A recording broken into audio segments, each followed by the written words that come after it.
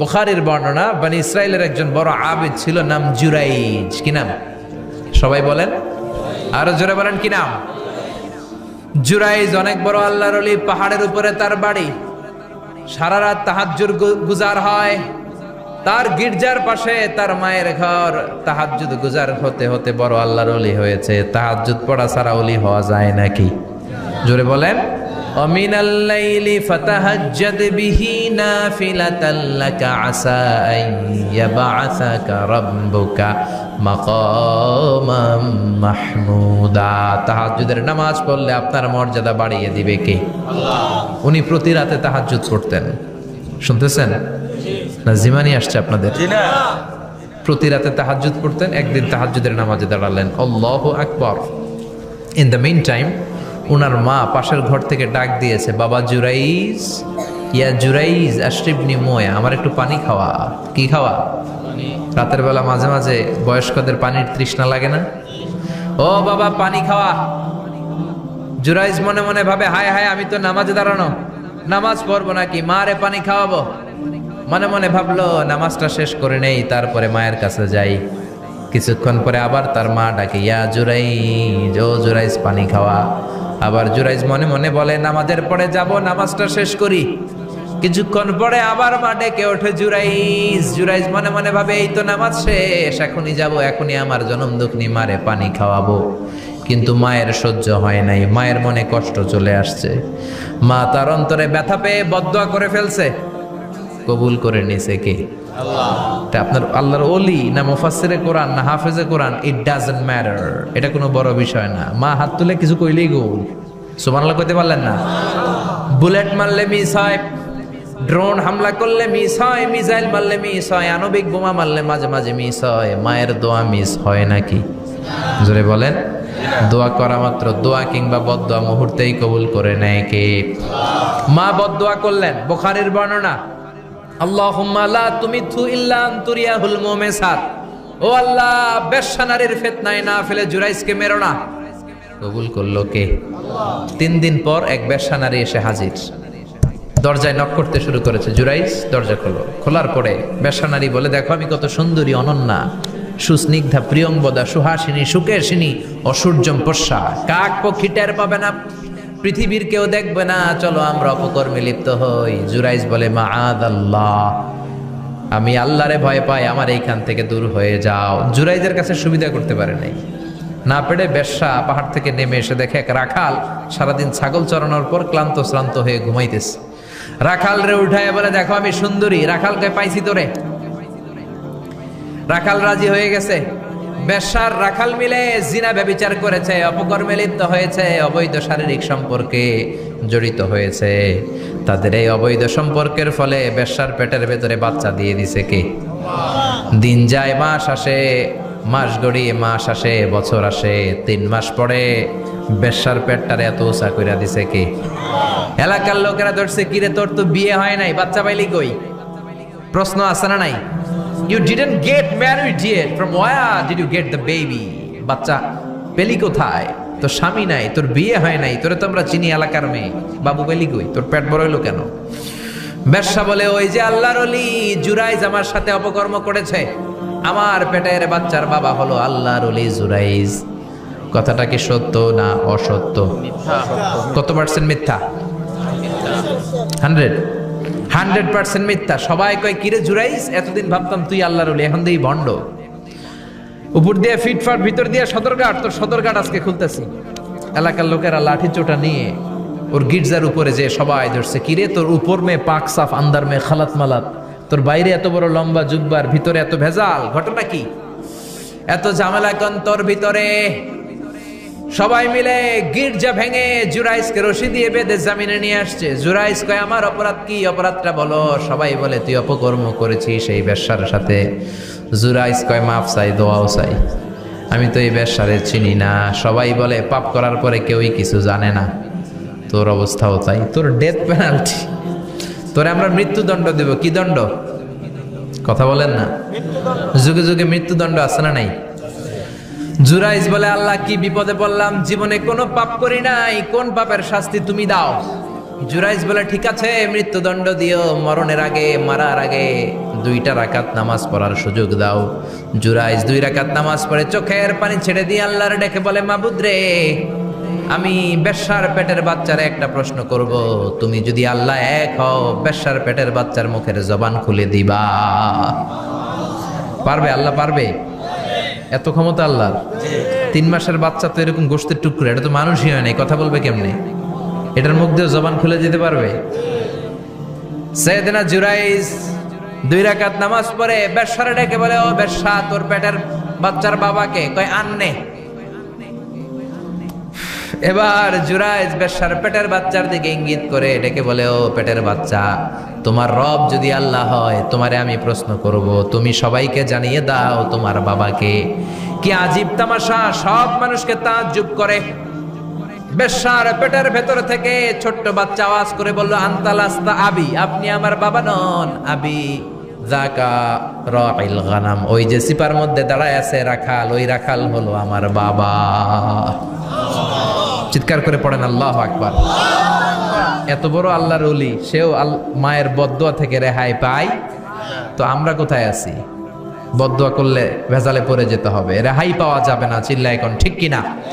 এজন্য খবরদার এমন আচরণ করব না যাতে বদদুয়া পাই। মা বাবার দোয়া নিব, কি নিব? মা বাবার খেদমত করব, তাদের কাছ থেকে দোয়া নিব। খবরদার মা বাবাকে হাদিয়া দিব। অনেকে মা বাবারে হাদিয়া না দিয়া এদিক সেদিক হাদিয়া দেয়, আছে না নাই? মাজারের উপরে যাইয়া মশারি টাঙ্গায়, ওর মায়ের মশায় কামড়ায়, ওর বাপের মশায় কামড়ায়, এরকম ডাকাইত আছে না নাই? এজন্য আল্লাহ বললেন খবরদার ওয়াবিল ওয়ালিদাইনি ইহসানা, মাতা পিতার খেদমত করবা, মাতা পিতার সাথে ইহসান করবা, তাদের কাছ থেকে দোয়া নিবা। কারণ মা বাবা তোমাদের জন্য যে কষ্ট সহ্য করেছে, সারা জীবন খেদমত করলেও সুদ আদায় হবে। আল্লাহ বললেন খবরদার 3 কারণে মায়ের মর্যাদা বেশি। আবার বিশ্ব নবীও বললেন বাবার চেয়ে মায়ের মর্যাদা বেশি। এক হাদিসে বললেন 3 গুণ, আর এক হাদিসে বললেন 4 গুণ। সাহাবী বললেন কার সাথে ভালো আচরণ করব? বিশ্বনবী বললেন উম্মুক, তোমার মায়ের সাথে। তারপরেও বললেন মায়ের সাথে, তারপরেও মায়ের সাথে, তারপরে মায়ের সাথে, পঞ্চমবারে বললেন তোমার পিতার সাথে। 4 বার মায়ের কথা বললেন। কয়বার? আরো জোরে বলেন। এজন্য আল্লাহ ডেকে বলে, গোলাম খবরদার মায়ের সাথে ভালো আচরণ করবা। কারণ হামালাতহু উম্মুহু, বাবা তোমারে পেটে ধরে নাই, পেটে ধরেছে কে? ওয়াহানানা আলা ওয়াহান, বোঝার পরের বোঝা, জ্বালার পরের জ্বালা, যন্ত্রণার পরের যন্ত্রণা বাবা সহ্য করে নাই, করেছে কে? ফাসালুহু ফি আমাইন, 2 বছর বাবা দুধ খাওয়ায় নাই, দুধ খাওয়ালো কে? কয় লিটার দুধ আপনি সাবার করছেন মায়ের বুকের, কোনো হিসাব আছে? বিশ্বনবী বললেন লাউ কাতাআতা জিলদাক, তোমার চামড়াগুলো কেটে কেটে রোদে শুকিয়ে যদি মায়ের 2টা পায়ের জুতা বানায় দাও, 1 ঢোক দুধ যে খেয়েছো সেটার সৌদ আদায় হবে না। ঠিক কি না? মায়ের এক ধারে দুধের দাম, কাটিয়া গায়ের চাম, পাপস বানাইলেও ঋণের শোধ হবে না। এমন দরদি ভাবে কেউ হবে না আমার মাগো। ঠিক কিনা? 10 মাস 10 দিন কষ্ট দিলাম। একটা মা তার বাচ্চাকে জমিনে আনতে যে, জমিনের আলো দেখাতে যে কত কষ্ট করে শুনেন। চিকিৎসা বিজ্ঞানীরা বলে সুস্থ মানুষ 45 ইউনিট ব্যথা সহ্য করতে পারে, এর বেশি পারে না। কত ইউনিট? 45 ইউনিট। এর বেশি যদি ব্যথা পায় কেউ, হয় মরে যাবে নয় বেহুশ। আমার আর আপনার মা আমাকে আর আপনাকে জন্ম দিতে যে 57 ইউনিট ব্যথা সহ্য করেছিল ডেলিভারির দিন। 57 ইউনিট, 57 ইউনিট প্লাস, তার চেয়েও বেশি। যেটা কোনো অ্যাক্সিডেন্টে আপনার দেহের 20টা হাড্ডি একসাথে ভেঙে গেলে যত ব্যথা, এর চেয়েও বেশি ব্যথা। সুবহানাল্লাহ কইতে পারলেন না? এজন্য আল্লাহ বললেন খবরদার মা বাবার সাথে খারাপ আচরণ করো না। মা বাবার সাথে খারাপ আচরণ করলে যত বড় আল্লাহর ওলি হও, কাজ হবে না। বিশ্বনবীর এক সাহাবী নাম হলো আলকামা। কি নাম? মৃত্যুর আগে দিয়ে আলকামার মুখ দিয়ে কালেমা বেরোয় না। সবাই মিলে আলকামারে বলে, ও আলকামা কালেমা, কালেমা পড়ো। আলকামার সামনে সবাই পড়ে লা ইলাহা ইল্লাল্লাহ, কিন্তু আলকামার মুখ দিয়ে বের হয় না। 3 দিন বিছানায় পড়া। কয়দিন? বিশ্বনবী বলেছেন লাকিনু মাউতাকুম লা ইলাহা ইল্লাল্লাহ, তোমরা তোমাদের মুমূর্ষু রোগীদের সামনে লা ইলাহা পড়ো। দাদা মরে যায়, চাচা মরে যায়, মুমূর্ষ বিছানায় পড়া, কাছে কানের সামনে যে পড়তে আরম্ভ করবেন লা ইলাহা লা ইলাহা ইল্লাল্লাহু মুহাম্মাদুর রাসূলুল্লাহ। শুধু কালেমা যে পড়বেন, লা ইলাহা ইল্লাল্লাহ পড়বেন, আবার জোর করবেন না চাচা পড়েন চাচা কালেমা পড়েন, আপনি মরে যেতেছেন পড়েন, এগুলো বলবেন না। কারণ এরকম জোরাজোরি করলে এমনি তার রুহু বের হইতেছে, তার তো জান খারাপ। সে যদি রাগের মাথায় কয় না পড়ুন না, তাহলে ঝামেলা আছে না নাই? শুধু কানের সামনে যে মোলায়েম কণ্ঠে পড়তে আরম্ভ করবেন লা ইলাহা ইল্লাল্লাহ লা ইলাহা ইল্লাল্লাহ, তাতেই সে বুঝে যাবে, ঠিক কি না? বিশ্বনবীর সাহাবা আলকামার মুখ দিয়ে কালেমা বের হয় না, সুহাইবকে পাঠালেন, বেলালকে পাঠালেন, দুইজন যে আলকামার কানের সামনে কালেমা পড়ে, কিন্তু কালেমা বের হয় না। বিশ্বনবী আলকামার বউরে ডেকে পাঠালেন, ও আলকামার বউ, আলকামা কেমন ছিল? আলকামার বিবি বলে, খুব নামাজি ছিল নবী, জিকির করতো, তাহাজ্জুদ মিস হতো না। আলকামার বাবা মা দুইজনের কেউ বেঁচে আছে নাকি? আছে, মা আছে। আলকামার মারে ডাকো। বিশ্বনবী আলকামার মারে বললেন, ও আলকামার মা, তোমার বেটা আলকামা কেমন ছিল? আলকামার মা বলে, ভালো ছিল, নামাজ পড়তো নি পড়তো, রোজা রাখতো নি রাখতো, তোমার সাথে কেমন আচরণ করত? এই কথা জিজ্ঞেস করার পরে আলকামার মা কান্না শুরু করে দিয়েছে। ডেকে বলে, ও নবী, আমার কথা শুনতো না, বউ পাগলা ছিল, নামাজ রোজা ঠিকই ছিল, কিন্তু আমার কথার গুরুত্ব দিত না, অনেক কষ্ট দিছে আমারে, আজ আমার মনে ব্যথা। বিশ্বনবী বলল, তোমার নিজের ছেলে কি আর করবা, মাফ করে দাও। আলকামার মা বলে, না মাফ করব না। কি বলে? ভেজাল আছে না নাই? বিশ্বনবী বললেন, লাকড়ি আনো, আগুন জ্বালাও, আলকামারে আমরা আগুনে ফেলবো। লাকড়ি আনা হলো, দাও দাও দাও দাও করে আগুন জ্বালানো হলো। সব সাহাবীরা ধরাধরি করে আলকামারে আগুনে ফেলবে। ইন দ্য মিন টাইম আলকামার মা এসে বিশ্বনবীর পা ধরে বলে, ও নবী, আমার কলিজার টুকরারে আগুনে ফেলবেন না, আমার নারছেরা ধন আলকামা, 10 মাস 10 দিন আমি পেটে ধরেছি, আগুনে ফেলবেন না। বিশ্বনবী বললেন, তাহলে মাফ করছো কিনা বলো। চোখের পানি ছেড়ে দিয়ে বলে, নবী যান, আলকামার ব্যাপারে আমার মনে আর কোনো দুঃখ নাই, আমার ছেলেটারে তারপরেও আপনি আগুনে ফেলবেন না, আমি আমার আলকামারে মাফ করে দিলাম। আলকামার মা আলকামার মাফের ঘোষণা যখন দিয়েছে, আলকামা চিৎকার করে পড়তে শুরু করেছে, লা ইলাহা ইল্লাল্লাহু মুহাম্মাদুর রাসূলুল্লাহ সাল্লাল্লাহু আলাইহি ওয়াসাল্লাম। মা বাবার সাথে বেয়াদবি করলে মরার আগে মুখে কালেমা বেরোবে না। চিল্লা এখন ঠিক কিনা? এজন্য আপনি যত বড় আল্লাহর ওলি হন, যত বড় মানুষ হন, মা বাবার সাথে খেদমতের দরকার আছে না নাই? সৈয়দনা ইব্রাহিম ওনার ছেলে ইসমাইলরে দেখতে গেলেন, অনেক দিন পরে দেখতে গেলেন। ওই দিন বাড়িতে সৈয়দনা ইসমাইল বাড়িতে নাই, বনে গিয়েছে শিকার করার জন্য। বাড়িতে সৈয়দনা ইসমাইলের বিবি সৈয়দনা ইব্রাহিম ঘরের দরজার বাইরে থেকে সালাম দিয়ে বললেন, আসসালামু আলাইকুম। ভেতর থেকে কর্কশ গলায় একটা মেয়ে সালামের উত্তর দিয়ে বলল, ওয়া আলাইকাস সালাম। গলার মধ্যে কোনো মায়া নাই, মহব্বত নাই। জিজ্ঞেস করলো সৈয়দনা ইব্রাহিম, মা কেমন আছো? কাইফা হালুকি ইয়া উম্মি। মেয়েটা কয়, বেশি সুবিধার না, তোমাদের খাওয়া দাওয়া কেমন চলে? ভালো না। তোমার জামাই কই? বনে গেছে। এবার মেয়েটা বলতেছে, আমনে কেডা? সৈয়দনা ইব্রাহিম বলে, আমি কে চিনবা না? ইদা জাআ যাওজুকা মিনাল গাবা, স্বামী যখন বন থেকে ফিরবে, ফাকরাই আলাইহিস সালাম, তোমার স্বামীর একটা সালাম দিবা। ওয়া মুরিহি আন ইগাইরা আতাবাতা বাবিহি, আর বলবা ঘরের দরজার চৌকাটটা যেন তোমার স্বামী পাল্টে দেয়। এই কথা বলে বুখারীর বর্ণনা। কিসের হাদিস? বুখারীর হাদিস। ইব্রাহিম চলে গেলেন। ইসমাইল আসার পরে বিবি বলতে আরম্ভ করছে, দুপুরবেলা একটা বুড়া আইছিল। বুড়া কে আইছিল? সৈয়দনা ইসমাইল বলে, কোন বুড়া আসছে? কি বলছে? বিবি বলে, আপনারে সালাম বলছে। ওয়া আলাইকুমুস সালাম। আর কি বলেছে? আর বলছে ঘরের দরজার চৌকাট যেন আপনি পাল্টে ফেলেন। এই কথা বলার পরে সৈয়দনা ইসমাইল চিৎকার দিয়ে বলে, ও কি করলি তুই? নিজের কপাল পুড়লি, নিজের কপালে নিজে কুড়াল মারলি। ও মিয়া, চোর বোঝে চোরের সিগনাল, পুলিশ বোঝে পুলিশের সিগনাল, নবী বোঝে নবীর সিগনাল, ঠিক কিনা? সৈয়দনা ইব্রাহিম যা বলছে ইসমাইল আলাইহিস সালাম ধরে ফেলছে। ডেকে বললে, এটা বুড়া না, এটা তোর শ্বশুর, এইটা আমার বাবা ইব্রাহিম খলিল। আমার বাবা যা বলেছে, সিগন্যালটা তো গ্রিন সিগন্যাল না, এটা তো রেড সিগন্যাল। এটা তো বিপদ সংকেত, আমার বাবা যা বলেছে এর মানে হলো তোরে যেন আমি তালাক দেই। Get out, get out, I divorced you, তোরে তালাক দিয়ে দিলাম। বাবার খুশির জন্য তালাক দিয়ে দিস। আপনার আব্বাও যদি আপনার বউরে এমনি তালাক দিয়ে ফেলতে বলে, দিবেন নাকি? আবার দিয়া ফেলেন, দিয়েন না, মুসিবত আছে।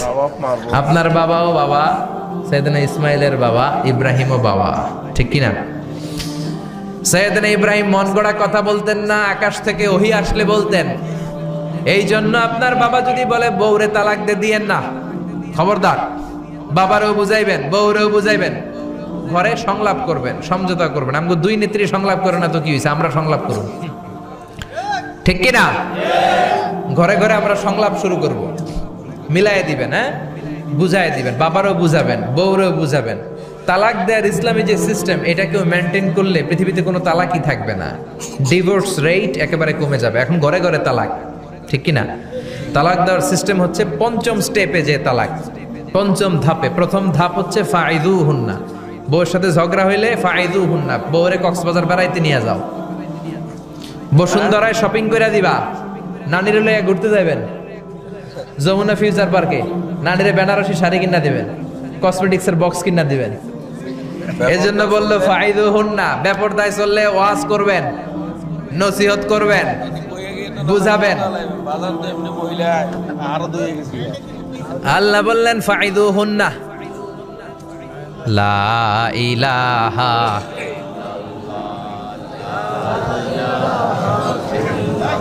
এই উঠেন না, কোরআন করেন, ভালো লাগে না? লা ইলাহা, অনেক রাত হয়ে যায়, জেনারেটর দিবে নাকি? হ্যাঁ হ্যাঁ, জেনারেটর জানা কেন?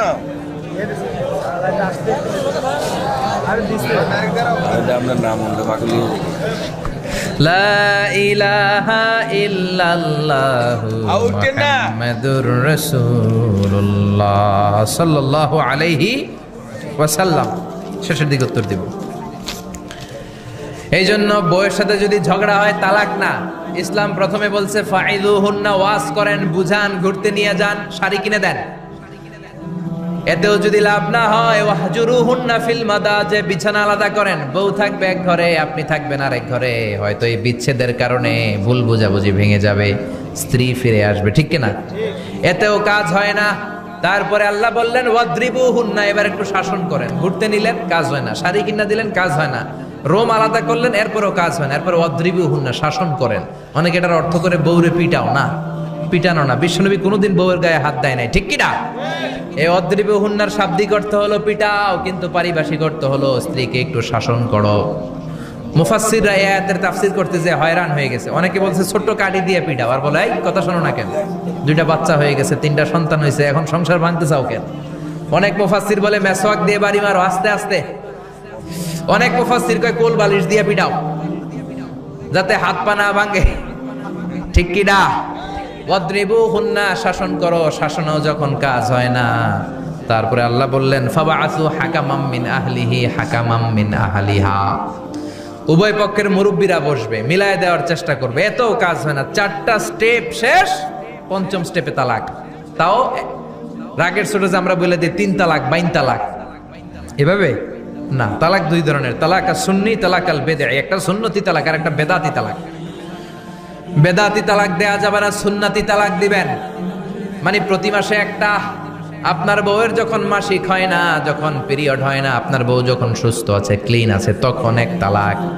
1 মাসের মধ্যে ফিরে আনার সুযোগ আছে না নাই? 1 মাস পরে দিবেন দ্বিতীয় তালাক, 2য় মাসেও ফিরে আনার সুযোগ আছে না নাই? ঘরে রাখবেন, হয়তো বিবিরে দেখে আপনার মনে ভালোবাসা জমবে, বিবির মন নরম হয়ে যাবে, বিবিকে ফিরে আনা যাবে। 3য় মাসে 3 তালাক যখন দিবেন, আর ফিরে আনার সুযোগ নাই। এটাকে বলে আত-তালাক আল বাইন আল বাইনুনা, এরপরে আর ফিরে আনার সুযোগ নাই। এই প্রসিডিউর গুলো যদি মেনটেন করেন, তালাক হবে? তালাক হওয়ার সুযোগ আছে?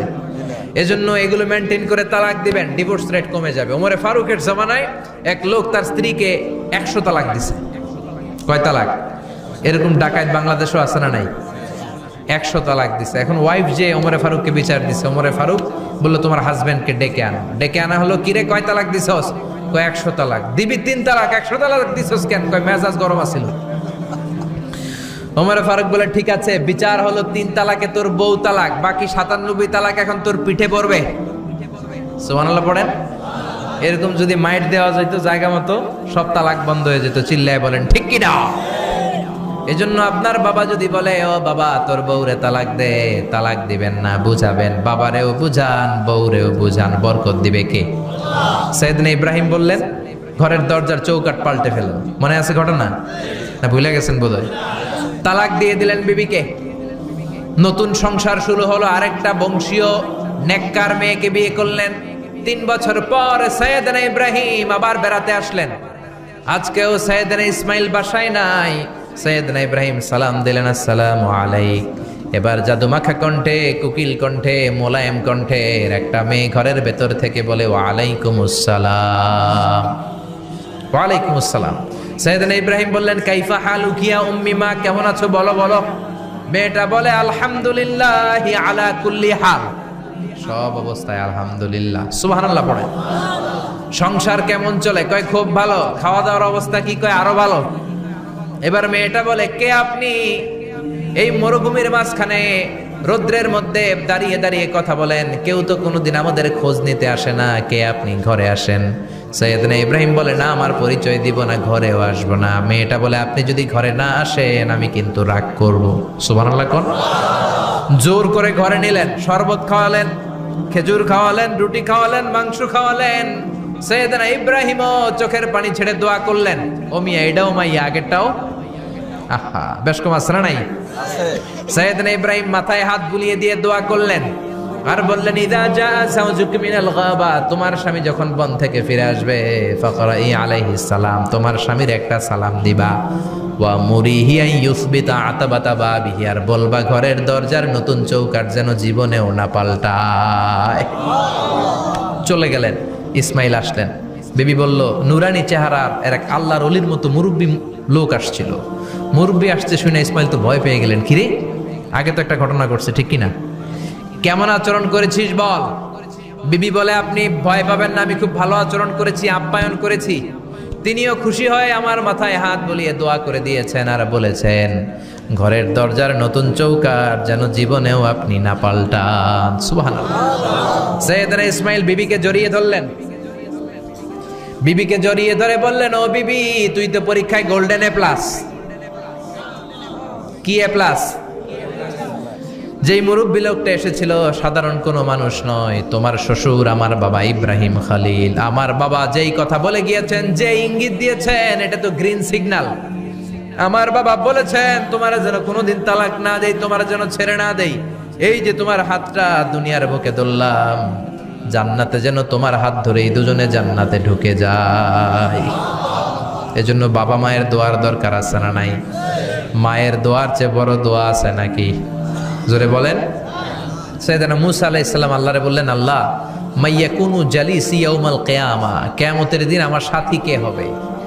আল্লাহ বললেন সাহিবুকা ফিল জান্নাতি জাজ্জার, কিয়ামতের দিন তোমার সাথী হবে একজন কসাই। কে হবে? জোরে বলেন না। সাইয়েদনা মূসা আলাইহিস সালাম একটু ফেড়া হলেন, কিরে কসাই কেন আমার সাথী হবে? আমি নবী মানুষ, নবী হবে আমার সাথী, আল্লাহর ওলিরা হবে আমার সাথী, কেন কসাই হবে আমার সাথী? রব্বুল আলামিন বললেন মুসা যাও নিজেই যে দেখে আসো কেন কসাই হবে তোমার সাথী। সাইয়েদনা মূসা আলাইহিস সালাম কসাইয়ের দোকানে গেলেন। যে দেখে না কসাইয়ের স্পেশাল কোনো আমল নাই, খালি গোশত কাটে। কি কাটে? সারাদিন গোশত কাটার পরে বিকেলবেলা বড় একটা গোশতের টুকরা নিয়ে প্যাকেট করে বাড়ির দিকে রওনা হয়। সাইয়েদনা মূসা আলাইহিস সালাম তিনিও কসাইয়ের পেছনে পেছনে ছদ্মবেশে রওনা হয়ে যায়। কসাই বাড়িতে ঢোকার পরে সাইয়েদনা মূসা আলাইহিস সালাম দরজায় নক করতে লাগলেন। কসাই দরজা খুলে দিতে লাগলো। সাইয়েদনা মূসা আলাইহিস সালাম পরিচয় গোপন করে বলে আমি একজন মুসাফির, আজকে রাতে ও কসাই ভাই আপনার বাড়িতে থাকতে চাই। কসাই বলে আহলান সাহলান, আসেন এই ঘরের মধ্যে বসেন, পাশের ঘরে আমার একটু কাজ আছে। পাশের ঘরে যে কসাই মাচার উপর থেকে বৃদ্ধা একটা নারীকে নামিয়ে নিজ হাতে গোসল করে টাওয়াল দিয়ে গা মুছে গোশত রান্না করে রুটি বানিয়ে রুটি আর গোশত এই বৃদ্ধা মহিলার মুখের মধ্যে তুলে দেয়। মহিলাটা তৃপ্তি সহকারে খাওয়ার পরে হাত দুইটা উপরের দিকে তুলে আঁচলটা পেতে আল্লাহর ডেকে বলে, আল্লাহ আমার ছেলের উপর আমি সন্তুষ্ট, এই বলে বিড়বিড় করে কি যেন দোয়া করে দেয়। মহিলাটাকে খাওয়ানোর পরে কসাই প্লেটের মধ্যে গোশত আর রুটি এনে সাইয়েদনা মুসার কাছে এসে বলে, ও মুসাফির ভাই, এই নেন আপনার রাতের খাবার। রাতের খাবার খেয়ে আপনি ঘুমিয়ে যান, সকালে আপনি যাবেন আপনার পথে, আমি যাব আমার দোকানে। সাইয়েদনা মুসা বলে, ও কসাই, আগে বলো এই বৃদ্ধা মহিলাটাকে। কসাই বলে, এই বৃদ্ধা মহিলাটা ছাড়া দুনিয়ায় আমার কেউ নাই, আমি ছাড়া ওই বৃদ্ধা মহিলার কেউ নাই। এই মহিলাটা হলো আমার জনম দুঃখিনী মা। মা ছাড়া আমার কেউ নাই, আমি ছাড়াও মায়ের কেউ নাই। প্রতিদিন আমি আমার মারে গোসল করাই, নিজ হাতে রান্না করে খাওয়াই। সাইয়েদনা মুসা বলে, তোমার মা হাত তুলে কি দোয়া করলো এটা বলো। কসাই বলে, আমার মা প্রতিদিন রাতে খুশি হয়ে একটা পাগলা দোয়া করে, গত কয়েক বছর ধরে এই দোয়াটা করছে, অনেক বছরের দোয়া, আমি জানি কোনোদিন এই দোয়াটা কবুল হবে না। সাইয়েদনা মুসা বললেন, কি দোয়া? কসাই বলে, আমার মা খুশি হওয়ার পরে চোখের পানি ছেড়ে দিয়ে হাত তুলে বলে, আল্লাহ আমি আমার ছেলের উপর অনেক সন্তুষ্ট, শুনেছি এই জামানার বনি ইসরায়েলের সবচেয়ে বড় পয়গম্বর, তার নাম নাকি মুসা কালিমুল্লাহ। আমি তোমার কাছে দোয়া করে গেলাম, আমার ছেলেরে তুমি ওই মুসা নবীর সাথে জান্নাতে ঢুকাইয়া দিবা। মুসা আলাইহিস সালাম বলে, কানেকশন তো এই জায়গায়, আসল কানেকশন তো এখানে, এটা তো মায়ের দোয়ার বরকত। আল্লাহু আকবার। এজন্য মায়ের দোয়ার বরকতে কসাইকেও নবীর সাথী বানিয়ে দিয়েছে কে? বিশ্বনবী বাবা মার আদর পায় নাই, জন্মের আগেই বিশ্বনবীর বাবা নাই, 6 বছর বয়সে মা নাই, দাদার কাছে মানুষ হয়েছেন, চাচার কাছে মানুষ হয়েছেন। বিশ্বনবী হুদাইবিয়ার উমরা যেদিন করতে যাবেন, 1400 সাহাবীকে নিয়ে বিশ্বনবী উমরা করার জন্য রওনা হলেন। পথিমধ্যে আবওয়া নামক জায়গার মধ্যে বিশ্বনবীর মায়ের কবর। বিশ্বনবীর মায়ের নাম কি? তোরা দেখে যা আমিনা মায়ের কোলে, মধু পূর্ণিমারি সেথা চাঁদ দোলে, যেন উষার কোলে রাঙা রবি দোলে। তোরা দেখে যা কালিমা শাহাদাতের বাণী ঠোঁটে কে লই, পরে দুরুদ ফেরেশতা বেহেশতের দুয়ার খোলে। তোরা দেখে যা আমিনা মায়ের কোলে। ঠিক কি না? মায়ের কবর পড়ল সামনে, জায়গার নাম আবওয়া, ছোট্ট একটা টিলা। 1400 সাহাবীদের দিকে তাকিয়ে বিশ্বনবী বললেন, ও সাহাবারা, এটা আমার মায়ের কবর। আমি আল্লাহর কাছ থেকে অনুমতি পেয়েছি মায়ের কবর জিয়ারত করার, তোমরা যারা জিয়ারত করতে চাও আসো। 1400 সাহাবী বলে, আমরাও আপনার মায়ের কবর জিয়ারত করব।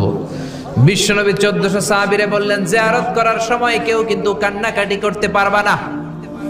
1400 সাহাবীকে কান্নাকাটি করতে নিষেধ করে বিশ্বনবী যখন নিজের মায়ের কবরের সামনে দাঁড়ালেন, বিশ্বনবী ছোট্ট বাচ্চার মতো হাউমাউ করে কান্না শুরু করে দিলেন।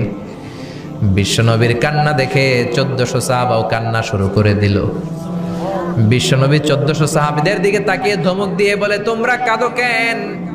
সাহাবারা বলে, নবী আপনাকে আমরা অনেক ভালোবাসি, আপনারে কাঁদতে দেখলে আমাদেরও কান্না আসে, আপনার চোখ দিয়ে দার দার করে পানি নামতে দেখলে আমরা আমাদের দুটি চোখ আর শুকনা রাখতে পারি না।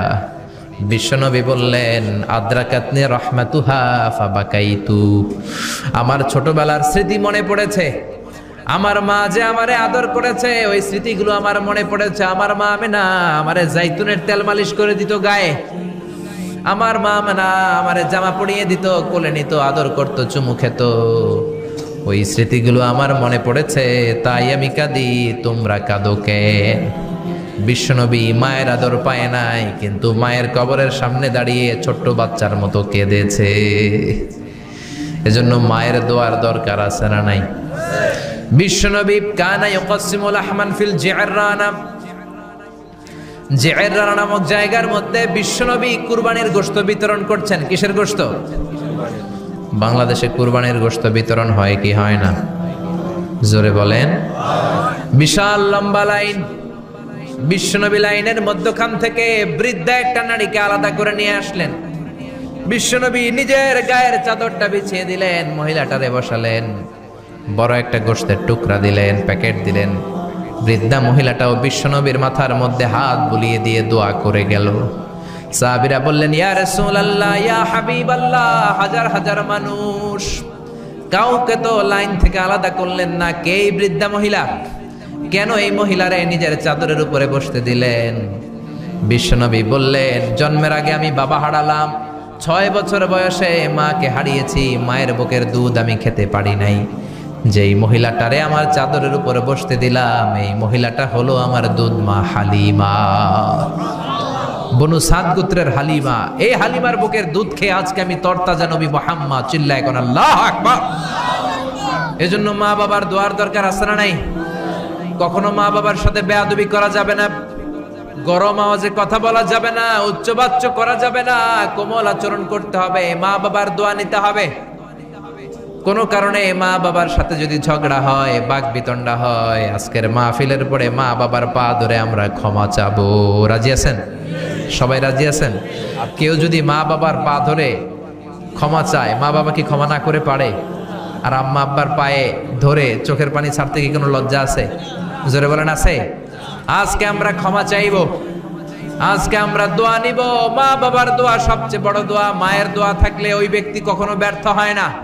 মায়ের দোয়া, আল্লাহর রহমত, এই দুইটা জিনিস যদি কারো জীবনে থাকে, সফলতা তার হাতে ধরা দিবে, ঠিক কি না? এজন্য আল্লাহ বললেন, আমার স্পেশাল ফয়সালা দুইটা। কয়টা? وَقَضَى رَبُّكَ أَلَّا تَعْبُدُوا إِلَّا إِيَّاهُ وَبِالْوَالِدَيْنِ إِحْسَانًا। প্রথম ফয়সালা ইবাদত হবে একজনের, তিনি কে? আল্লাহ। আল্লাহ ছাড়া অন্য কারো জিকির করা যাবে? আল্লাহ ছাড়া অন্য কারো কাছে চাওয়া যাবে? আল্লাহ ছাড়া কোনো মাজারে যে সেজদা দেয়া যাবে? দ্বিতীয় ফয়সালা হলো মাতা পিতার খেদমত করতে হবে। আমরা যতটুকু পারি মা বাবার জন্য অর্থ ব্যয় করব, তাদের খেদমত করব, তাদের কাছ থেকে দোয়া নিব। আমাদের জীবনকে উজালা করে দিবে কে? আরো জোরে বলেন, কে? আল্লাহ তাআলা আমাদের সবাইকে কথাগুলো বুঝার ও আমল করার তৌফিক দান করুক। আমরা পড়ি আমিন।